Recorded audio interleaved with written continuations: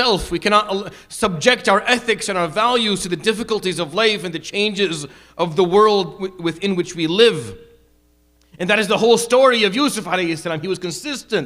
He never changed. Nothing that happened to him changed who he was alayhi salatu wasalam. But if you don't look at the story in depth, you won't see it. Because we take for granted stuff like this. When you see someone who is so consistent with who they are, someone who will not change, continues to be the same person they've always been, regardless of the surrounding circumstances, we miss it and we think it's easy, but it's not. Yusuf alayhi salam went through a lot through his life. However, he never changed. And I gave a few examples. And the example I gave last week was from the story of Yusuf alayhi salam in the house of the wife of Al-Aziz. وراودته التي هو في بيتها عن نفسه وغلقت الأبواب وقالت هيت لك. And I told you this story and talked about this story in some depth.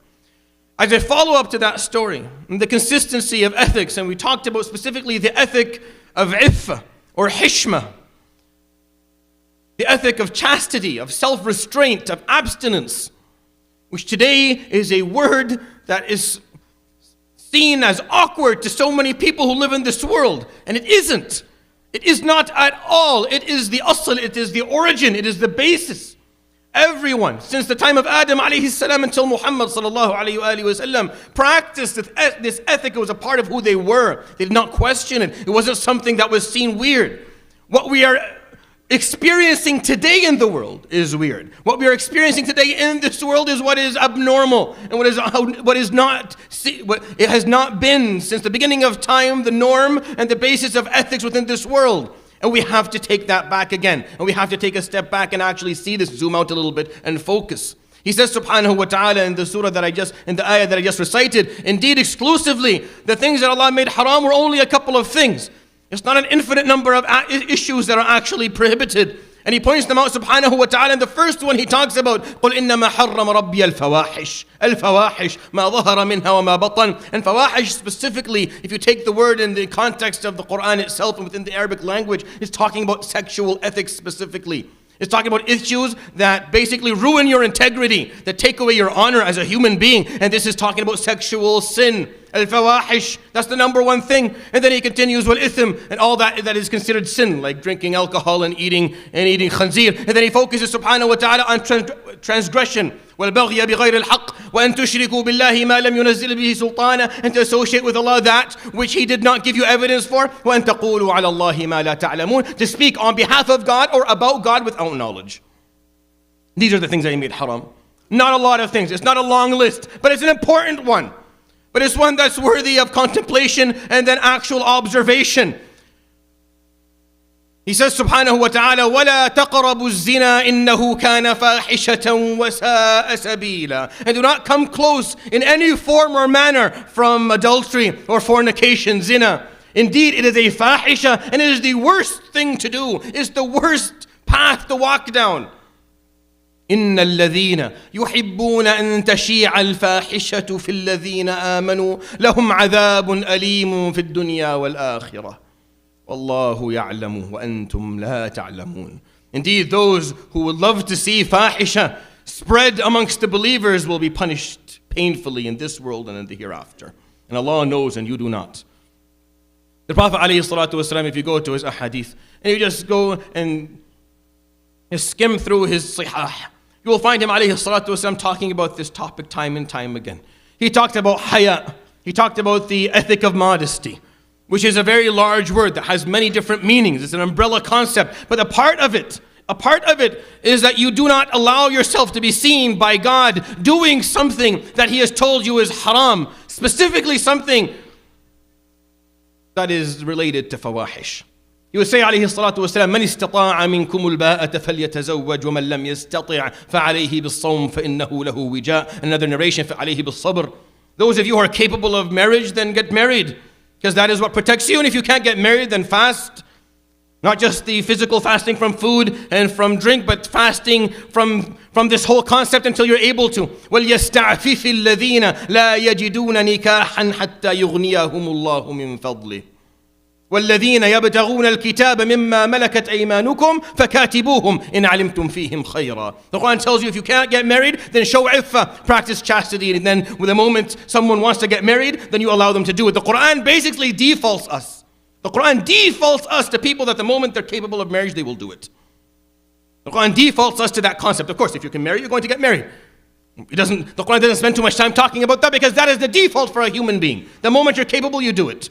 But that's not the default right now, which is why we have to take a step back and talk about this a little bit more.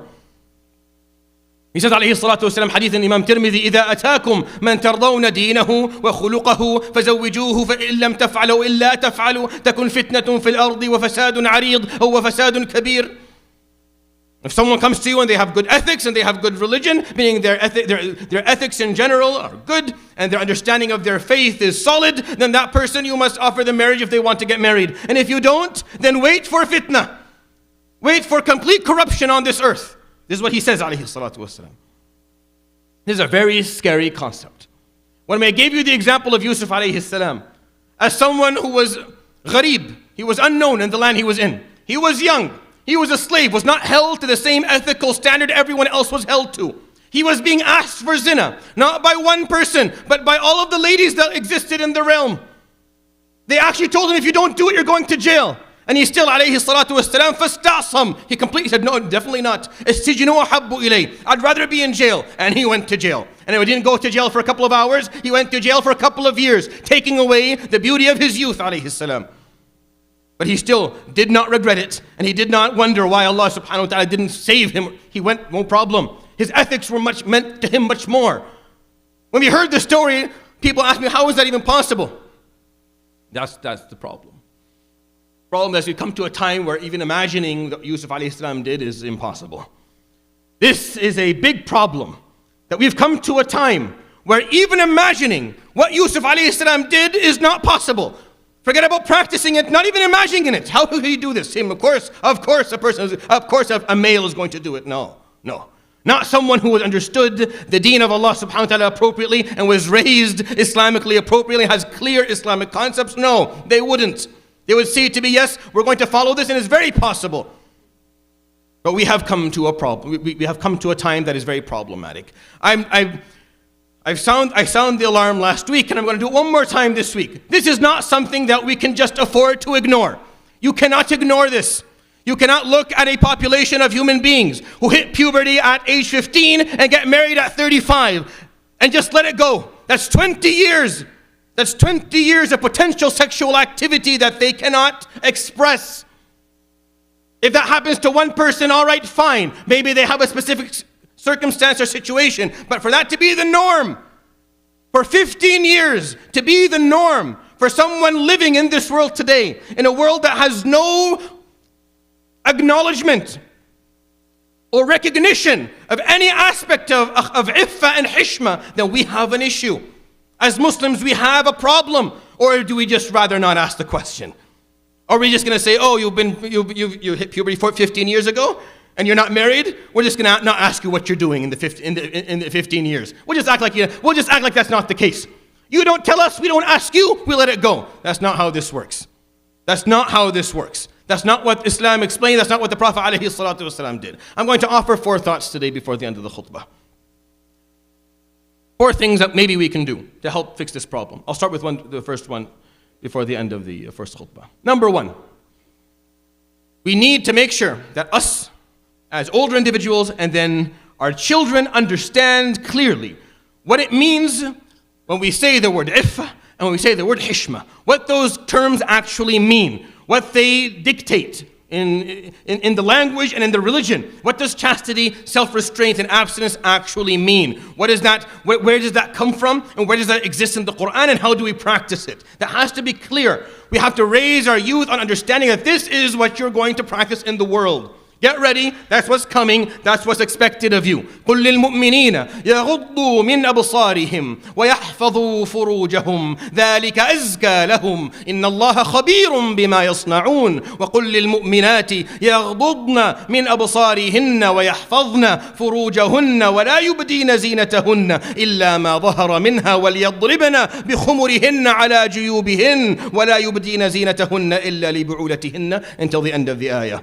You go back to Surat and recite the verses, tell the believers, and if they are truly believers, then they will follow your command. That's what this verse actually means.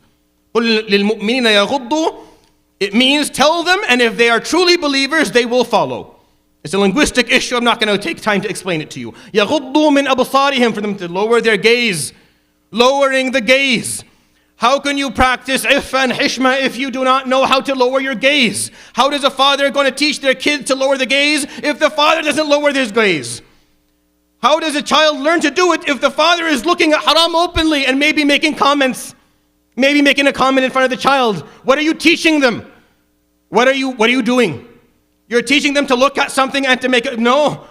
The Sharia tells us that we look down, both male and female. The same concept was repeated twice when it was commanded to males. Well, why did Allah command males and females differently? Everything else in the Quran is one command. Every other command in the Quran comes, Ya ayyuhalladhina amanu, do this, male, female. But here, tell the mu'mins, the male mu'mins to do this, and the female mu'mins to do this. Why? Because there's a little bit of difference. Again, comprehending what iffa and hishma actually means. There is a difference in that experience for men and women. We experience it differently.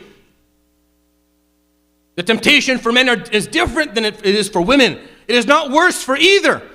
It's just different. That's why we have to learn as a male and as a female how we actually practice chastity. As a male, you have to make very clear to yourself, ensure that you do ghadd al-basar, that you lower your gaze, and that you hold on to your chastity from a genital perspective, that you don't express yourself sexually in any form. For females, it's a bit more complex.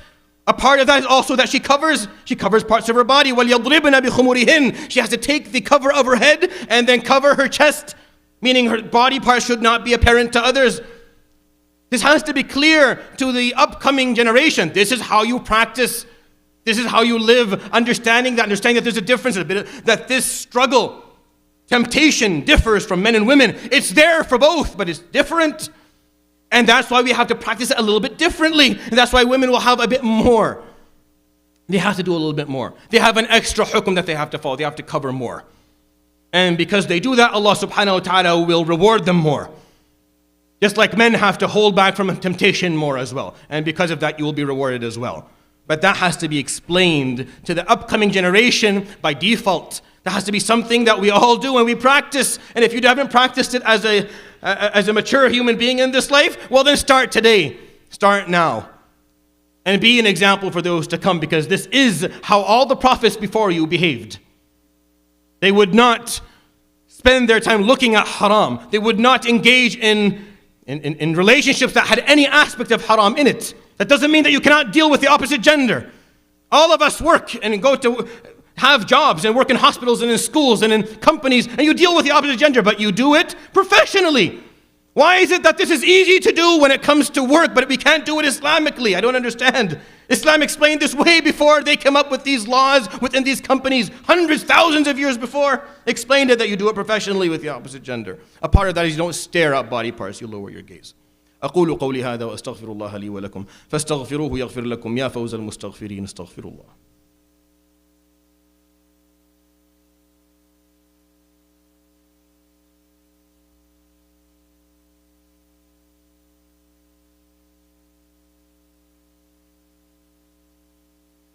الحمد لله وحده وصلى الله وسلم وبارك على من لا نبي بعده وعلى آله وصحبه ومن اتبع نهجه ووفى عهده. Second point, we need to be very clear on what the roles when you get married are. Those roles have to be clarified for people before they get married. There has to be a premarital counseling and premarital preparation for anyone who's going to get in it. We have to be clear on what it is that we are required to do as men. I'm going to speak to you because I'm a man. I'm going to speak to you as a man. Your job is to be qawwam, is to provide and protect. Your job is to see this as Allah subhanahu wa ta'ala's amana. You're entrusted with this person. You're entrusted with this family. Your job is to make sure they are protected, that they're provided for, and that they are taught to live life appropriately. That is your obligation. It's your responsibility. This is your unit. You are responsible for it. The moment that you get married, this allows you to drift farther away from haram, inshallah, because now you have a halal means to actually satisfy your sexual needs. But now you also need to make sure that this unit, this family, is your responsibility. You carry that responsibility to your grave. You carry that responsibility years and years, decades and decades and centuries after you die, because it continues to live on. The people that you bring to this world will marry and have other kids, and what they do, a part of that is going to be in your sahifa on the day of judgment. So this is your responsibility, and you need to carry that. And sisters have to be taught the same thing. Yes, we all must have careers, and we must learn and educate ourselves and live life and be a positive contributing part of this life. But the family, the unit, nothing is more important than the family or the unit. Nothing. There is no Muslim society if you don't have families.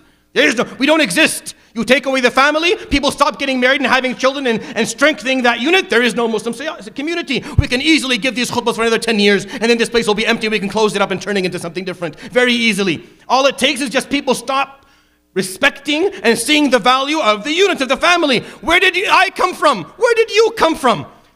We were not dropped by storks and... We were brought from a family. People gave their lives, a mother and a father. They slaved away day and night, making sure that you grew up to be able to be the person you are. That cannot stop at any point. That needs to continue moving forward, and that has to be clear. We have to understand our roles, number 2. Number 3, there has to be psychological and emotional preparation for marriage. Psychological, people have to be able to share space. They have to understand how to compromise. They have to know what love actually is. Because love is not lust, and it's not what Hollywood has been projecting for the last 100 years. It is not that. We know that. They know that. For some reason, we don't seem to be able to make sure that our youth understand that. It's different. People have to be prepared to share, to compromise, to love, to understand what these things are. Or else people get married, and their selfishness overcomes, and the dual selfishness that exists in the hearts of both people who are getting married clash. And when they clash, marriages fall apart, because neither party understands that when you enter a marriage, it's like two universes being fused together. There are going to be some planets that collide. There'll be some fireworks. It's normal. It's going to happen. You need to be prepared for that, so that you can compromise, so that you can continue to find a way to live life effectively and happily. This is the biggest problem. I see this every day. I am not a marriage counselor, but it comes my way anyways. And I send it away, and it keeps on coming back because we have an overflood of problems that are happening with people who are newlywed because they are not prepared. Because psychologically and emotionally, they're not ready yet. No one has offered them. All these things that I'm talking about, the society is obligated to offer those who are coming up. We are obligated to offer this for the next generation. If we don't, then don't complain. Don't complain when you see behaviors that you don't like in 10 years if this is not offered. I won't listen to it. If we don't do this now, and 10 years later someone comes and tells me, well, look at people are doing this, people are doing that, I won't listen to it. Because we have the opportunity right now to make sure that we prepare our youth psychologically, mentally, emotionally to get married. The fourth and last one is there has to be social and financial support. Someone who's hitting puberty at 15 shouldn't be waiting until 30. That's 15 years of potential sexual activity. What are they doing? Where are they going with all that energy? You cannot tell me that for 15 years it's impossible, it's too much time, unless this person is working. Heavy labor, 8 hours a day, 7 days a week, it's impossible. Ask maybe the younger how they're dealing with this. Listen to them and they'll tell you, this is a real problem. How do we fix it? We need to make sure that once they are ready when they're ready psychologically and ready emotionally, and they understand what if and hishma is, and they understand their roles, that there is financial and social support to get married.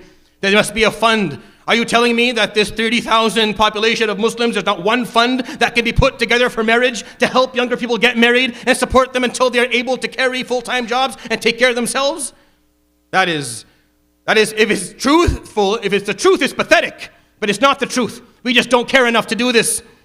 People who once they're done high school, they show chastity in high school, and then once they hit university within the first few years, we should help them get married. And if they need support in the meantime, we support them. Not only financially, but socially. Society has to celebrate this, has to make it easy, has to do taysir of halal, which is the bare minimum of what we're expected to do as Muslims. Make halal easy. Ya akhi, haram is so easy. Why is it that halal isn't equally easy? I know I've said this before, but we haven't changed it yet. It's the same thing. I'm still watching people asking for copious amounts of money for mahr and crazy requirements from both sides. The males who are asking for requirements from the females that don't exist. You need an army of plastic surgeons to give these males what they want. And the females are asking for that which is a human being is not capable of. This 21-year-old and 22-year-old cannot have experience and a job, and they're not ready yet. They haven't lived long enough. You look for the ethics, you look for the values, you look for the family, and then you move forward with these things and you make sure you help people hold on to their marriages. ألا هل بلغت اللهم فاشهد قد أعذر من أنذر. I have explained this. This is my 5th time on this minbar and other minbar explaining this. In a decade time, if we do not take this seriously and start helping people get into marriages and get into families and build units, then we will have to deal with the consequences of not doing that. And I hope we don't, because it's a very scary thing to imagine. Before the end of the khutbah, there's a few announcements. Number one, that if you want to renew your membership, October 21st is the deadline. Do that at the Secretary's office. There is a matchmaking event coming up. If you're not married, please go ahead and sign up. And Fatayr is sold in the gym. And last one, after Jumu'ah, there is a janazah prayer for a very beloved gentleman who used to be in this masjid almost all the time, for the time he was capable of doing so, and was brought by others when he was not capable. I remember him attending some of the halaqat that I used to give. A beautiful gentleman who has many of his sons and daughters in this community with us who are very active. We ask Allah subhanahu wa ta'ala have mercy upon him. So please stay after Salat al-Jum'ah for the janazah prayer if time allows you, and if you want to join them at the cemetery, there's ajr in that obviously as well. Barakallah fikum. وَاعْلَمُوا أَنَّ اللَّهَ أَمَرَنَا بِأَمْرٍ عَظِيمٍ فَقَالَ إِنَّ اللَّهَ وَمَلَائِكَتَهُ يُصَلُّونَ عَلَى النَّبِيِّ يَا أَيُّهَا الَّذِينَ آمَنُوا صَلُّوا عَلَيْهِ وَسَلِّمُوا تَسْلِيمًا اللهم صل على محمد وعلى آل محمد كما صليت على إبراهيم وعلى آل إبراهيم وبارك على محمد وعلى آل محمد كما باركت على إبراهيم وعلى آل إبراهيم في العالمين إنك حميد مجيد وارض اللهم عن الأربعة الخلفاء السادة الحنفاء أبي بكر وعمر وعثمان وعلي وارض اللهم عن زوجاته أمهات المؤمنين وعن آله الطيبين الطاهرين وعن صحابته الغر الميامين وعن التابعين ومن تبعهم بإحسان إلى يوم الدين وعنا معهم برحمتك يا أرحم الراحمين اللهم اغفر للمسلمين والمسلمات والمؤمنين والمؤمنات الأحياء منهم والأموات اللهم فرج هموم المهمومين ونفس كروب المكروبين وارفع الغم عن المغمومين وارفع الظلم عن المظلومين واحقن دماءنا ودماء المسلمين اللهم انصر إخواننا المرابطين في المسجد الأقصى ورده إلينا في العاجل القريب يا رب العالمين اللهم ردنا إليك أجمعين ردا جميلا وجنبنا وأبناءنا وبناتنا الفواحش ما ظهر منها وما بطن إنك على كل شيء قدير ولا حول ولا قوة إلا بالله العلي العظيم عباد الله إن الله يأمر بالعدل والإحسان وإيتاء ذي القربى وينهى عن الفحشاء والمنكر والبغي يعظكم لعلكم تذكرون أقم الصلاة